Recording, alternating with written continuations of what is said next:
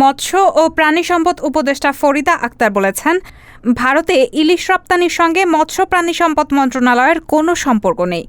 আমি এখনও আমার আগের সিদ্ধান্তেই আছি যে আগে দেশের মানুষকে ইলিশ খাওয়াতে হবে, পরে রপ্তানি। তিনি বলেন, ভারতে এখনও ইলিশ যায়নি, মাত্র সিদ্ধান্ত হয়েছে। এর ফলে বাজারে ইলিশের দাম বাড়ার কোনো সম্পর্ক নেই। রবিবার সচিবালয়ে সাংবাদিকদের সঙ্গে আলাপকালে এসব কথা বলেন তিনি। ফরিদা আক্তার বলেন, দেশে ইলিশ উৎপাদন হয়েছে ৫ লাখ মেট্রিক টনের বেশি।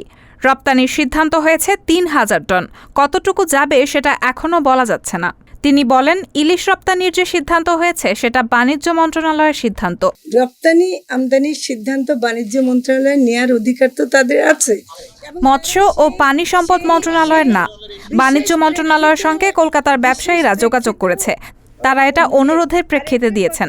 ভারতের দুর্গাপূজা উপলক্ষে বিশেষ অনুরোধ ছিল, সে অনুযায়ী তারা করেছেন।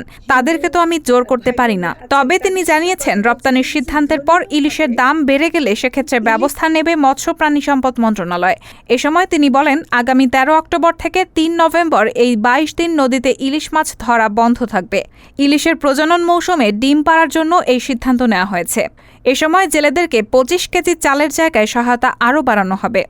শনিবার আসন্ন দুর্গাপূজা উপলক্ষে ভারতে ৩,০০০ টন ইলিশ মাছ রপ্তানির অনুমোদন দেয় বাণিজ্য মন্ত্রণালয়। রাহানা মুন, সবার কথা।